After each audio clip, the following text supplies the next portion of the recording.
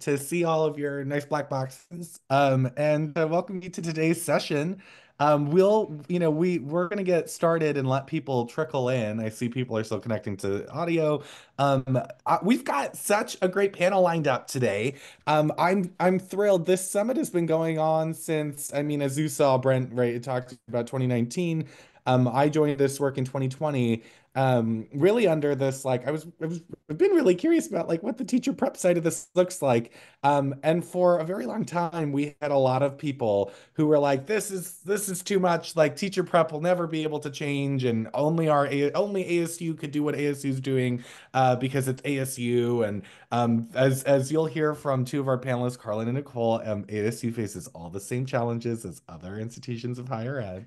And we finally have some folks who are doing some really exciting work at other universities who are just starting to think about what teacher prep could look like in the future. You heard Brent, our team has been using the word prognosticate lately. It's just such a fun word. But this is really a crystal ball moment for our four panelists who I'm going to have introduce themselves in just a minute to think about the intersection of this work and what it could mean for teacher prep. And so thank you all again for joining. Why don't we go ahead and we'll start with introductions. So Hannah Reeder, would you mind introducing yourself? Sure. Thanks, Lennon. Good morning, everyone. I'm Dr. Hannah Reeder. I am the Assistant Dean of Partnerships and Innovation in our College of Education at Appalachian State University, located in Boone, North Carolina. We have a laboratory school that the university operates. It's an elementary school, K-5, and we have had the great privilege of getting to implement strategic staffing models in that school. So we are in the second year of implementation. And so now we're having all the conversations about, okay, this work is great. It's happening in the public schools. We want to scale and replicate that work. But what does that mean for educator prep? And so I think the beautiful thing is that we're all grappling with the same questions and issues. So Lennon, thank you for putting this together and appreciate the invite to be here today. Absolutely. Thank you. Thank you, Hannah. Johanna, would you mind introducing yourself, where you're from, what kind of work you do, and your relationship to the strategic school staffing work? Yeah, absolutely. Good morning, everyone. My name is Johanna Cuenca Carlino. I am from Illinois State University. We are in Normal, Illinois, and we are the largest producers of teachers in Illinois. I think we graduate about 1,000 teachers a year. We have three departments: teaching and learning, education foundations and administration, which is, leadership, principal prep, and special education. I have been the chairperson of the special ed department for 3 years, and we have a big department. We have about close to 750 students. We offer sequences in low vision and blindness, deaf and hard of hearing, learning and behavior. We also have an online pathway for paraprofessionals to obtain their degree in special education. And we have several graduate programs. And we actually, a team of Illinois State University came to ASU in November. So this was the first time that we were kind of like really thinking as a team about strategic school staffing model. So we are just in the beginning stages of thinking about this work. And so I'm coming in this panel, with that lens, with as a new person exploring this, but also with the special education background. So thank you for the invitation of being part of this panel. Yeah, you're gonna get in this panel, what I didn't say is like the beginning of this work, people who are like just starting this work, like Hannah, and building models, and then someone who literally has been thinking about this since probably last year. So you're gonna get a nice view of all the work. And so I'm gonna turn it over to Nicole Thompson to introduce herself.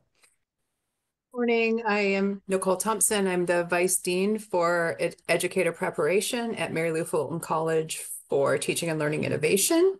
And I'm a professor in the college as well. I have been working alongside Carol and Brent since 2017 and thinking about what next education workforce and strategic staffing models means in an educator preparation program and what we are able to achieve thinking differently. And so we have completely transformed our approach to educator preparation in that time, and happy to discuss more as the panel goes on. Yeah, thanks, Nicole and Carlin. Good morning, Carlin Ledlow. I am a clinical associate professor and the associate director of our undergraduate teacher prep programs. So I help oversee all things undergraduate plus teacher certification for approximately 2,000 undergraduate students across 27 different programs, that some in our college and some that we do partnerships with other colleges. Joanna, I want to say, I did not realize that you were Normal. Your city's name is Normal. That is like the most apropos, fantastic name I've ever heard of where a university should be centered, because ASU started out as a normal As a school. normal So school. I love that. Yeah. So I'm excited to share with everyone and actually learn from the rest of the panelists and learn from all of you about how we can continue to incorporate strategic staffing into all of our work, because we know that the one teacher, one classroom model is clearly not achieving what we needed to achieve. So excited for our discussion. Thank you, Lennon. Yeah, thanks, Carlin. My name's Lennon Audrain. I work on the Next Education Workforce team. And so we're going to start off with a good old-fashioned pulse check. I would love to know, starting with Hannah. So you've seen strategic school staffing models. You are building one in your lab school. You work and lead an educator prep program. How well do you think our traditional teacher prep programs are preparing for candidates to work effectively in in strategic school staffing? Yeah, I wish that I could say, man, we're there. It's amazing. It's happening. It's a process. And so we're really on that front end of thinking of the educator prep level, what this looks like. Um, when I think about faculty and they're very informed about the work we're doing around strategic staffing models at the lab school, but unfortunately, a lot of them see it as, oh, that's really cute. That's sweet. You're doing that at that school. Or they kind of see it as just another fad in education. And I'm out here saying, no, this is the future of education. This is the future of schooling. And look at the impacts that we're seeing already just in the second year of implementation. So a lot of it is working with our faculty to get them to, there's just almost a sense of buy-in, getting them to see the impact, to understand, to learn more about the model. So we're getting there. But the beautiful thing is that I think there are a lot of skills that are transferable. A lot of the things that we're teaching in our coursework, as we prepare teachers for more traditional models, that can be transferred into strategic staffing models. But we've got specific things that we've got to work on. Our students, when we have interns and student teachers, practicum students who are in the lab school, when they first show up, it's almost like they describe it as chaos. And I say, oh, controlled chaos. So when you just walk in and you see these students moving around and all the different things happening and teachers all together in different rooms and the planning and what that looks like, it's beautiful. But if you're just stepping in and not having that background and understanding, it can feel a little chaotic. So we're trying to do a lot better job of prepping on the front end of that work and making sure those students understand the model before they get there, and then working with our faculty as well. Yeah, thanks, Hannah. Johanna, do you mind? What's your pulse check? You're so new to this work. What's your pulse check on it? Yeah, I think for as we experienced and thought about this in November and have been thinking about it, and then I think about we hear all the time school districts really struggling to find and retain teachers, right? So I think we definitely have focused a lot on the individual teaching. We do talk about collaboration skills and the importance and the field experiences, but there's definitely much more in teacher prep to really think about what does this look like to prepare candidates, to be in dynamic team-based structures. We talk about co-teaching, we talk about that, but I think it's more, it's a shift in mindset. So I think there are opportunities that we could start integrated into the curriculum in a scaffolded manner, before they actually get to the clinical experiences. But that would also require a lot of collaboration, even at the higher level, higher education. I mean, in my institution, for example, as I mentioned, we have like 3 distinct departments. And I think it's also important to kind of remove those barriers and think about that collaboration across the departments and how that is going to look like. So that we are kind of modeling what we want this to be. So I think there is a lot of potential. I'm excited for the work, but I'm starting to think about it from the perspective of how do we start scaffolding and getting the buy-in as Hannah was saying, for me is like really thinking about exposing my faculty also to this model and is engaging in those conversations. Not tomorrow, actually have our first faculty meeting, and I was mentioning it is on the agenda to start talking about this for them to start thinking from a different mindset from the faculty who teach contact courses, but also the faculty who are in clinical experiences and leading that work. Thank you. And then Nicole, what's your pulse check on this work years later? So we started small with what a teacher prep program typically controls, which is curriculum and student experience. And we did initially shift residency or student teaching into a team-based experience, which really meant like 3 teacher candidates with 1 teacher. We were totally experimenting, trying to figure out the right mix in this space where we had some authority to do that. And it has completely evolved since the first pilot in 2017 into what we actually think is the right mix of types of teachers and roles for our students along the way to be enmeshed in intentional ways in classrooms, but at the right dosage for where they are in their programming. But to do that, we completely shifted our experiences. We brought faculty together in different ways. We looked across the curriculum. Carlin's going to talk more about that. We really had to push on the traditional boundaries and figure out what were the actual things we could not change. What were the accreditation rules that we were bound to hold, and where did we have flexibility, and how could we make that flexibility work for us with creating a different approach to educator preparation? So the degrees aren't lockstep, students have choice now. We even have space for electives in our undergraduate path, which is almost unheard of in our types of programs, because we firmly believe that if we're going to create teams of educators, we have to give our students the opportunity to pursue the path they want. And the electives or specializations, even in an undergraduate path, allows them to begin their career how they want to versus how we were mandating. So I think the sky is truly the limit and figuring out what an educator preparation program can do. It's figuring out what makes sense within your context, how your district partners are going to be receptive to something more and different, and what their needs are. And so I mean, we have some partners around here who don't think they have any staffing challenges. And then we have some that know they have really intense staffing challenges and are really committed to working with us to figure out what this means for different types of educator prep pathways. Yeah, thank you for that. Mm-hmm. And so on that note, we're going to move to Carlin. Carlin, what aspects of traditional teacher prep curricula should be overhauled, given the work of strategic school staffing? Well, I mean, as Nicole shared, this has been an evolution that started a number of years ago and has changed forms multiple times.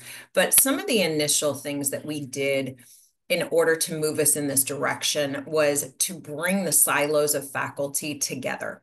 I mean, similar to Johanna, ours were not split up in that broad of units, but more programmatically. We had our, elementary group and our secondary group and our early childhood group, and there was not a lot of cross collaboration. People stayed in their lanes, and they were very passionate about the content that they taught and the students that they taught. And we spent a lot of work in around 2018, 2019, really shifting mindsets around these are all of our students and these are all of our programs. And how can we collaborate together in order to make the best novice teachers that we can across all levels?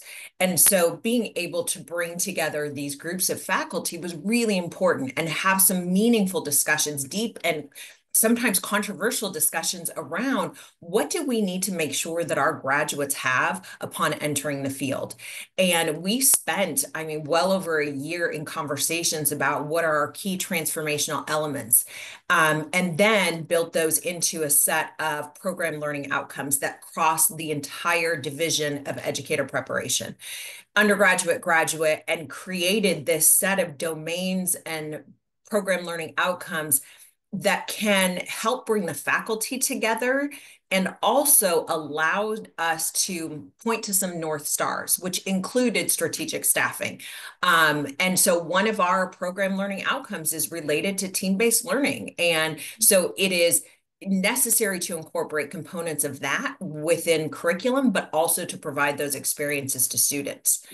We revised sequences of courses to incorporate durable skills that we know are cross-curricular, general pedagogy that we know is important for all students to have, bringing in science of learning in multiple different aspects so that students were not taught to be siloed, that they were taught to help in ways that are focused on collaboration and teamwork, but also, as Nicole shared, having expertise in specific areas that allow them contribute to teams.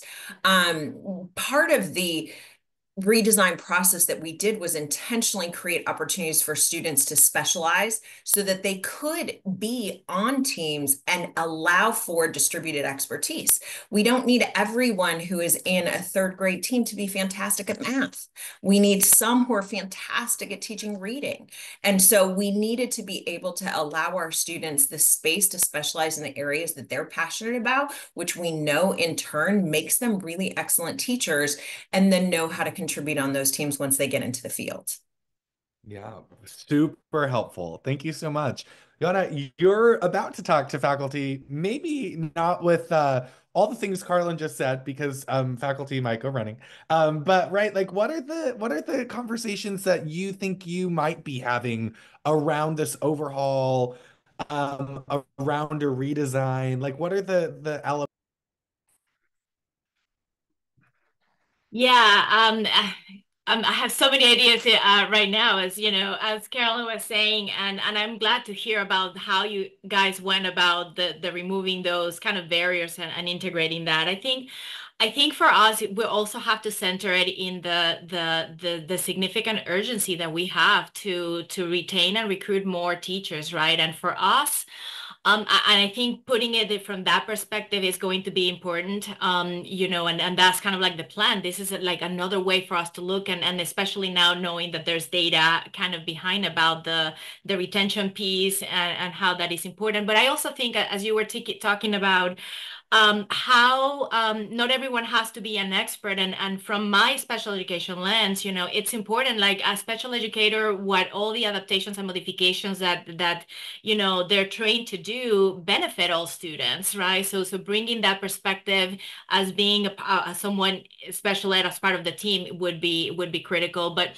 one piece that I observed in my visit was like the data-driven instruction, and they emphasize in collaborative data analysis and planning. I think that's going to be, really important. And again, I think it's also uh, partnering with, or the importance of finding perhaps a pilot or like a school that would be interested in exploring this with us, so that there is not only the voices of the faculty, but it's actually the workforce themselves, coming in and maybe co-planning or co-structuring, a program, or program changes. I think that would be one way that we probably are going to start talking about it. That's great. Thank you. And so we'll do two more. I've got a question teed up for Hannah and one for Carlin around licensure. Hannah, can you talk to us a little bit about different roles? You have different roles in your lab school. How do you think teacher prep needs to change to prepare students for different roles in our team-based model? Yeah, I'll say first, I really appreciate. So, Johanna, as you were talking, and I'm just thinking about how you're getting to, and in Arizona State, you guys are kind of the same way. Your EPP is going to get to drive a lot of this work, whereas our lab school is driving a lot of this work, and the different perspectives that come from that. And then how do we scale and replicate that? So when I think about how do we change traditional educator prep, so for all these different roles, we're having a lot of conversations right now in our EPP about stackable micro credentials. And so thinking about that lead teacher, how do we make sure they're prepared to be able to teach students really well, which that's the criteria for moving into one of those positions.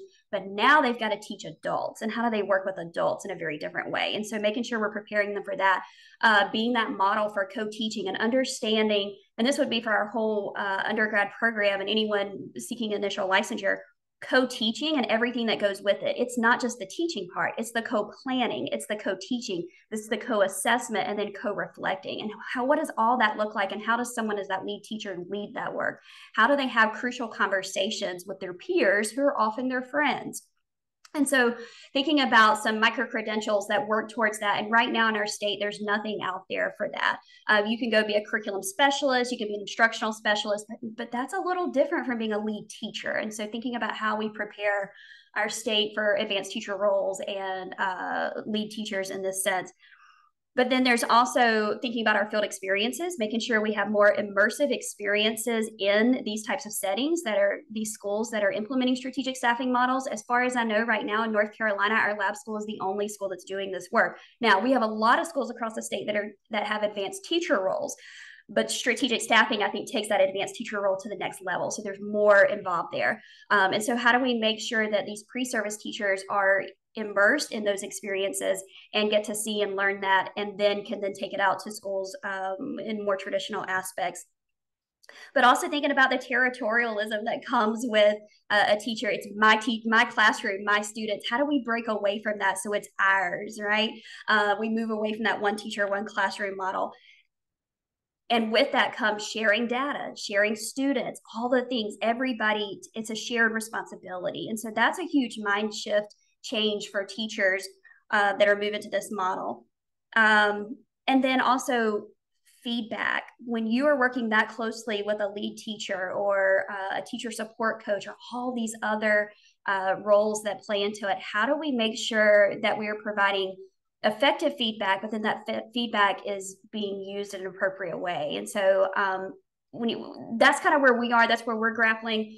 I'm hosting throughout this year a series of workshops for our EPP faculty on disrupting education. And so some of that is just engaging them, talking to them about what's happening in the lab school and what's happening across the nation with this movement with strategic school staffing, but also just reimagining what educator prep looks like, the modalities. How do we make sure that what we're offering is flexible, accessible, and affordable for students? And we also know that the student, college student, pre-service teacher is changing. And so how are we meeting the needs and demands of those students today? Yeah, Hannah, this is such a great transition to this last question I'm going to ask Carlin around the thing that everyone in this room, everyone is probably thinking about, which is licensure, accreditation, federal policy, state policy. And then we have some questions in the chat that I want to get to. And please feel free to drop more questions in the chat to a panelist in particular, or to everyone. We have two for everyone right now. Carlin, licensure, accreditation, all these things. You are the almost wizard of all things here in our Teachers College, Mary Lou Fulton College for Teaching and Learning Innovation, that is making all of this happen. What are you noticing? What have you found? What is your advice to people? What are the real or perceived barriers? Well, I actually think Hannah addressed several of them, which she just spoke, which was a fantastic segue. Some of the challenges that we have in our state, I would say, are probably not very different than other states. But one of the things that, if I were to try to champion anything within my career, it is we don't ever want undergraduates without degrees to be alone in a classroom under any circumstances. Period, full stop, mic drop, the whole thing.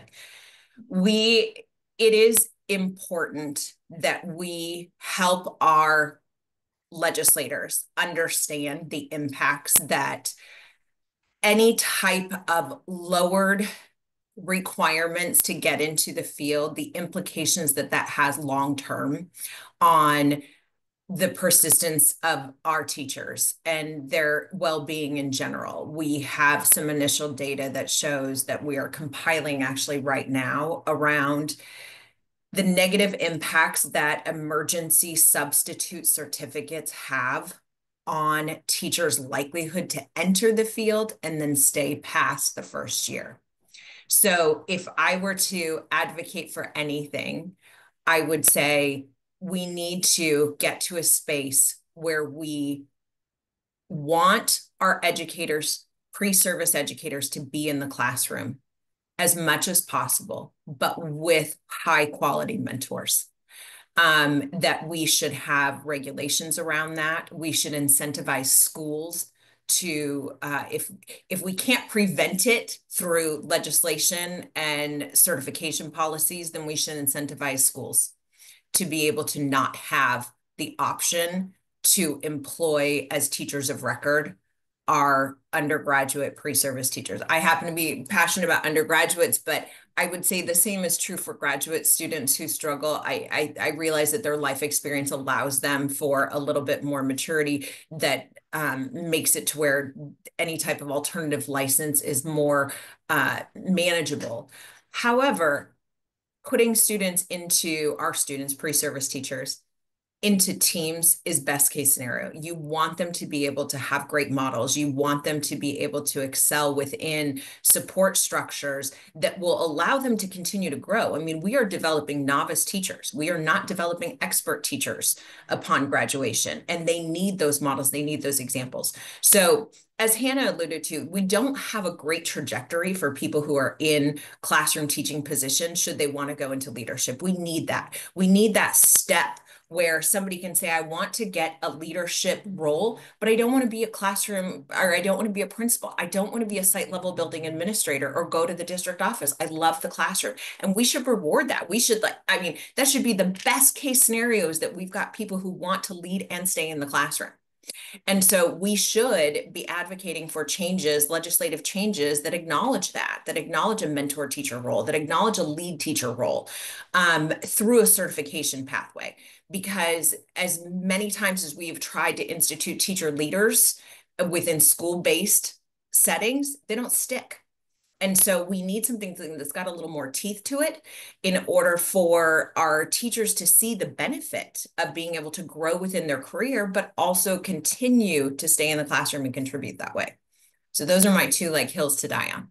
So great. Thank you. We're going to transition. I want to say two things about sessions you can go and watch, things you should be thinking about. A lot of the things also, right? Garland and Nicole probably have different perspectives on this at the EPP level, but in school districts, a lot of the perceptions around what teacher candidates can do in paid positions are perceived. At least in Arizona, right? That we've created paid positions that are not grant funded. School districts are now paying teacher candidates to work on teams, to be what we call associate teachers. So part of this is also the crafting of new roles within district-based HR systems that allow then clinical experiences to be directly tied to a role that then is compensated. And we have a session on lead teacher registered apprenticeship that I did yesterday with Lori Matsky, who's one of the chiefs at the North Dakota Department of Public Instruction, the National Center for Grow Your Own, where we're building a lead teacher registered apprenticeship so we can start to actually build that career lattice, right? Because people should be able to go side to side or up and down, not just one way, like Carlin was describing, and that we can keep them in the classroom. So go and check those sessions out. We're going to transition. We've got just 15 minutes. Melanie has a question for everyone, and I'm going to open this up to whoever would like to unmute first. What is the mission for your strategic school staffing teacher prep program? I'm also going to extend this and say, what could it be? Because Melanie's second part is, if there isn't one, how could we create one? Who needs to be at?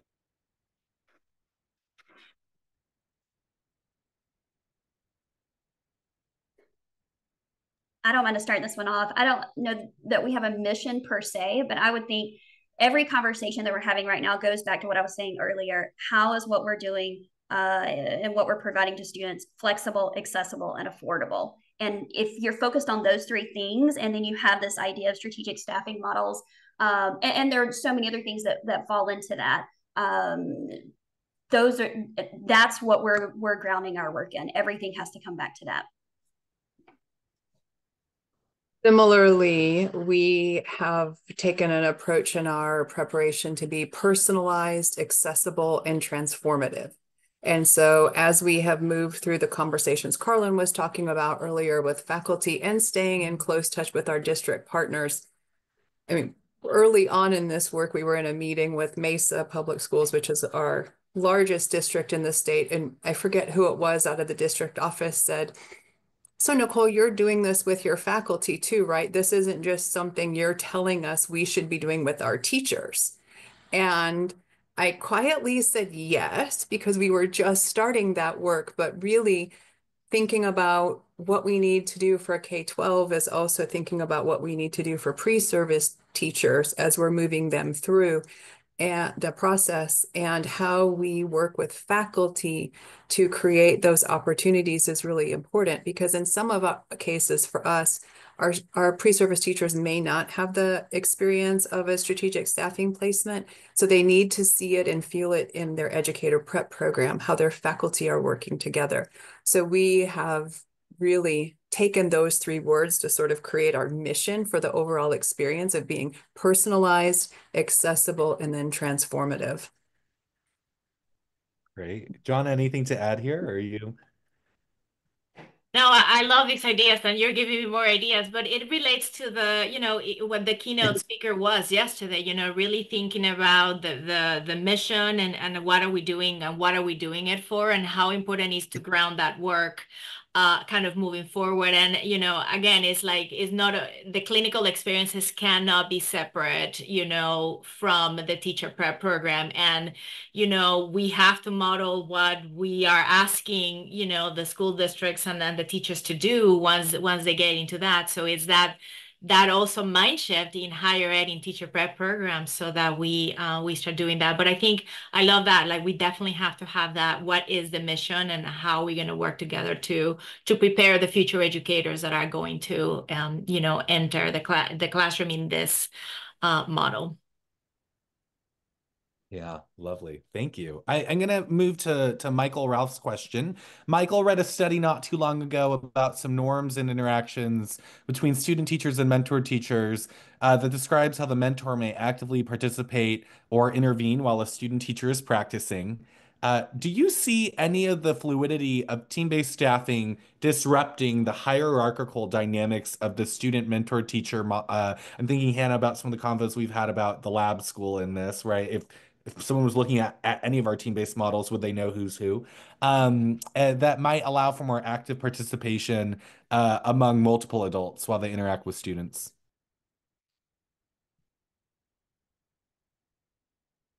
Yes, I think the answer is simply yes. It does change that role. So when our student teachers come to the lab school, we first of all, we want them to feel part of the team. Now there is this gradual release of responsibility that comes into play, but that student teacher is co-teaching with that classroom teacher and that whole team. Really, it's not just that teacher. That when you walk into the classroom, it's very hard for you to tell who's the student teacher, who's the teacher, who's the teacher assistant, who's the academic tutor, who's the lead teacher. So there are all those different roles, and that's beautiful. And so the more but we have to do a lot of training with them and preparation with them about what does it mean to really co-teach, and looking at that whole continuum. It's not just the teaching aspect.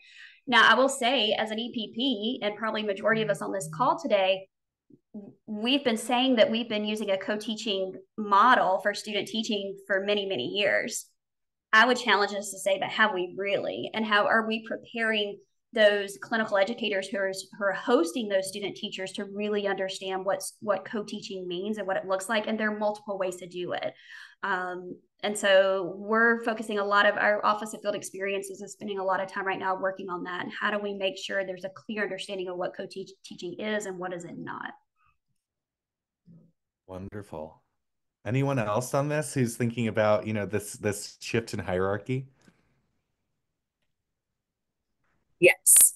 So colleague Andrea Weinberg and I have been working on finding the time to finish up the findings of an article of our teacher candidates and their experience in their residency or student teaching period of time, some of them on strategic staffing models and some of them not, and asking them questions around their experience. We used arts-based methods. So they created images or photographs of different things and then explained it to us for us to get deeper into it. So we have high hopes to finish that publication this semester, but it totally depended, their experiences 100% depended on the teaching teams that they were with and how those teachers understood the roles that they could and should be able to play and how welcoming they were to bringing the student teacher into the official, more teamed teaching experience. So it varies. There is progress and it is full of possibility, but there's a lot of adult education that has to happen to get the teams functioning really effectively. I think as we bring teacher candidates into it in a variety of different roles, but this one focused on their student teaching timeline. Great, Can I thank add you. one quick thing to this? One of the things that we have found with some of our teams in the initial stages of this is when the teams are thrown together through administrative coercing, they're less functional. When the teams authentically organize and also are really pivotal to the hiring process when new people come onto their team, it makes them so much more likely to be cohesive, to have better communication. So I mean, that shouldn't come as a surprise, but very often when the idea of creating teams within schools are initially organized, the wins that we have seen have been through the teachers that self-identify and say, I want to be a part of this. I want to try this, rather than it being kind of a top-down approach, because they don't all adults don't play well in the sandbox together sometimes. Totally. I mean, this is the one of the things that I always use as an example is how easy it is to and how teacher prep doesn't traditionally teach about conflict and how easy it is to kind of get into a tussle with the teacher next door and to just say bye and shut my door and just like give them the cold shoulder in the hallway. I just can't do that anymore in a team. And although mentoring teacher candidates is challenging too, it is even more of a complex dynamic because you have multiple adults who maybe are informally mentoring that teacher candidate as well. So thank you. Hannah, we have a question for you from Stephanie Dean. For those districts in North Carolina that have advanced teaching roles but not incorporating teacher candidates, do you have any advice for early conversations with their EPP? And are you going to be capturing anything about the lab school and what you've learned from implementing? Yes, absolutely. So I'll start with the first part about connecting with EPPs and having conversations with them. I would say reach out. We are having a lot of conversations in educator prep, and we're a pretty close knit circle, have a tight knit circle. So reach out to them. I'm also happy to be a connector for you if you want to reach out to me, and I can introduce you to a colleague somewhere and say, hey, here's somebody that wants to learn more, that wants to be engaged, wants to do this work. Happy to do that. And I think the more that we can have our pre-service teachers, those teacher candidates in classrooms and in schools that have advanced teacher roles, the better. And they see that because that is definitely the next step, is to move to a full-blown strategic staffing model. In terms of, will App State be capturing and sharing what we've learned? Yes, yes, and yes. We do this all the time. We host visitors. We do school visits and tours constantly. On April 3rd, we're hosting an open house for educators all about disrupting education at our lab school. And Lennon is going to fly from Arizona to come join us that day. So yes, I'd love to connect with you and would like to invite you to attend that. We are always, we will get in front of anyone who will listen to share about this work. We just believe in it, and the impacts have just been amazing. And I'll drop my email in the chat there, so feel free to reach out. Totally. Thank you so much for all your comments. We have about 5 minutes left. I'm gonna just say if anyone wants to unmute and ask a question, I'll wait a second and let you ask. I'd also just invite you if you drop me a line. I'll put my email in the chat as well. Drop me a line and we can keep this conversation going because we know more people are going to be hopefully now that we've got just even 4 people who are starting this conversation and plus the other 24 of you that are in the room. We'd love to keep it going. So let me pause and just see if anyone else has any questions and wants to unmute.